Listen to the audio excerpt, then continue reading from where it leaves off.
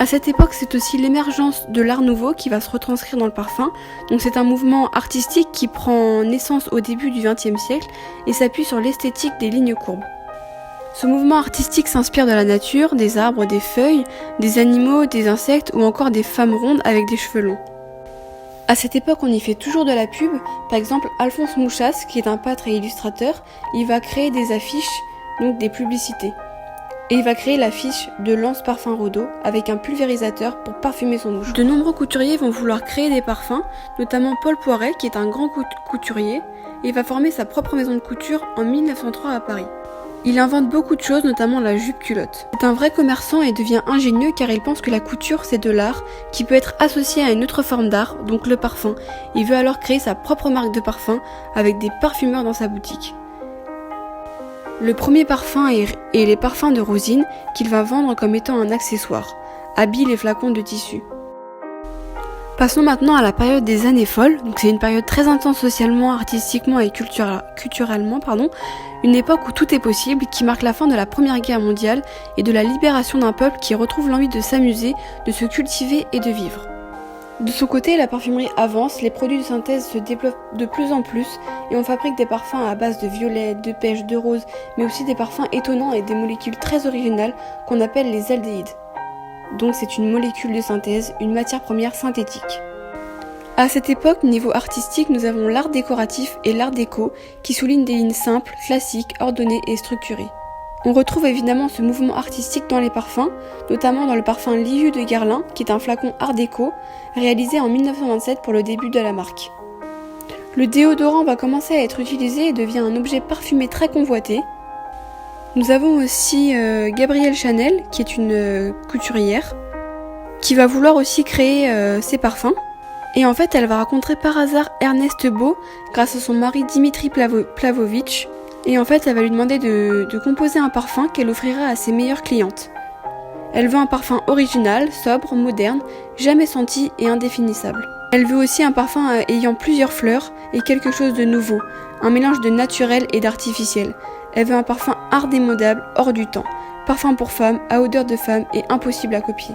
Ernest Beau va faire plusieurs essais et en fait, il se trouve que parmi les essais, elle va choisir le numéro 5, qu'elle va décider de commercialiser sous le nom de Chanel numéro 5, en référence au numérotage de l'essai, car elle disait que ça lui porterait chance.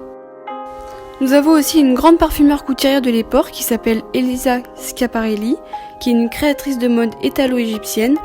Elle ouvre sa première boutique à Paris et elle crée des pulls trompe-l'œil parce qu'elle adore détourner des objets. Et va lancer son premier parfum qui s'appelle Shocking en 1937 parce qu'elle veut choquer les gens à travers le flacon original sur lequel flotte un ruban blanc représentant un ruban réglé qu'utilisent les couturières pour mesurer leur tissu. Il enrobe ce buste. Et elle va continuer à commercialiser d'autres parfums, dont le célèbre Zut avec un flacon plutôt bas de jambe, mais aussi un autre Succès Fou dont le packaging avait une lyre qui faisait penser à Lolita Lompica. Le parfum Shocking a une histoire de parfumeur. Il a été créé par Jean Carl en forme de pipe à tabac. On retrouve une fois de plus le détournement d'objets. Pour réaliser ce parfum, Jean Carl a été mis en concurrence avec Germaine Cellier, la première parfumeur femme du monde. Mais malheureusement, elle va perdre ce prix contre Jean Carl. Mais elle va rencontrer Robert Piguet, qui est un ancien modéliste chez Paul Poiret, et en fait, il va lui parler d'un parfum, il va lui parler d'aventure, de pirate, et elle va donc créer le parfum Bandit, qui est un chypré cuiré. Et en fait, elle a la particularité de signer ses parfums en mettant les matières premières en overdose. On lui doit aussi le parfum Fracas de Robert Piguet, une tubéreuse que porta Madonna. Le couturier Marcel Rochas va aussi vouloir créer des parfums, donc il fait appel à Edmond Roniska en 1944 pour créer son premier parfum Femme de Rochas. Et lors de sa conception, il va être commercialisé tout de suite. Ce parfum a été porté par de très nombreuses femmes célèbres, comme par exemple Michèle Morgan, une actrice française. Je vais vous parler d'un parfum qui a été très important dans l'histoire et il marque la liberté retrouvée d'après-guerre avec son flacon en forme de colombe. Il s'agit du parfum L'air du temps de Nina Ricci en 1848.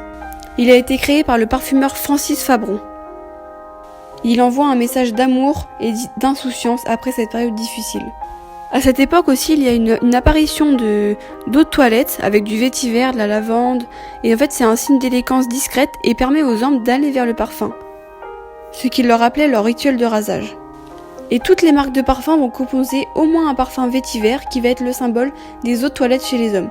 Elles baptisent leur parfum vétiver, qui est une grosse tendance à l'époque. Comme par exemple, comme on a évoqué tout à l'heure, le parfum Guerlain de vétiver qui a été créé par Jean-Paul Guerlain en 1959. Passons maintenant à la période hippie, dans les années 60. En fait, c'est une période qui célèbre le plein emploi et la croissance économique. À cette époque, on raffole du patchouli, ça envahit les rues. Mais les maisons de parfums qui vont vouloir créer des parfums ne veulent pas être associées à cette odeur de patchouli et vont donc créer autre chose. Notamment des fragrances fraîches comme l'eau sauvage de Christian Dior par Edmond Rouniska en 1966. Dans les années 70-79, on a une émergence de styles de vie et de codes vestimentaires hyper contrastés. On porte des vêtements très colorés et moulants. Cette époque va être importante dans l'histoire du parfum, car c'est à cette époque que va naître la parfumerie de niche. Donc c'est une parfumerie d'auteur, élitiste, confidentielle, qui met plus en avant le jus du parfum et non le marketing. À cette époque va aussi naître les parfumeurs joailliers, comme par exemple First de Van Cleef & Arpels, le premier parfum de parfumeur joaillier, qui est un parfum emblématique floral aldéhydé, créé par Jean-Claude Ellena en 1976, et marque le début de sa carrière. Va aussi apparaître les parfums de transgression, comme par exemple Opium d'Yves Saint Laurent en 1977. Il est question de vertige, de perte de contrôle de soi et de sens. Le nom s'apparente à une drogue. Cela signifie que les consommatrices vont être dépendantes de cette drogue, donc de ce parfum. C'est la toxicommunication, notamment par les parfums Dior Addict, l'overdose de diesel, Belle d'Opium ou encore Poison Dior. On va aussi inventer le headspace, qui est une technique pour capter une odeur naturelle d'une fleur sans l'altérer. La période des années 90 va être importante, puisque cette année on va vouloir des parfums qui rassurent, donc des parfums gourmands, musqués, poudrés, etc. Comme par exemple Cool Water de Davidoff, mais aussi comme parfum gourmand on a Angel de Thierry Mugler, qui est un premier parfum gourmand. En fait, Thierry Mugler voulait un parfum qui évoquait un souvenir d'enfance.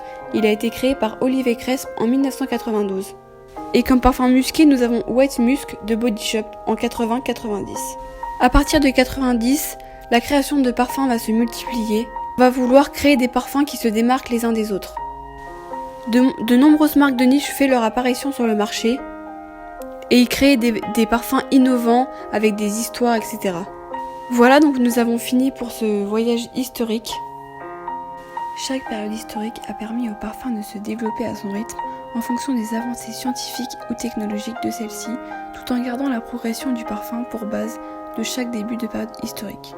Le parfum, au fur et à mesure, avait des fonctions différentes et n'était pas utilisé pour les mêmes choses selon la période à laquelle il appartenait. Mais il a su grandir, s'améliorer, se développer, pour passer d'un parfum ayant pour unique but la religion à un parfum porté par tous, ayant connu des techniques innovantes. Le parfum est clairement devenu de nos jours une œuvre d'art. Voilà pour aujourd'hui, j'espère que ce reportage vous aura plu et que vous aurez aimé ce voyage historique qu'a parcouru la parfumerie. Il est maintenant temps de vous souhaiter une bonne fin de soirée, et quant à moi, je vous dis à la semaine prochaine pour un tout nouveau numéro, même jour, même heure, même chaîne. À très vite et bonne journée.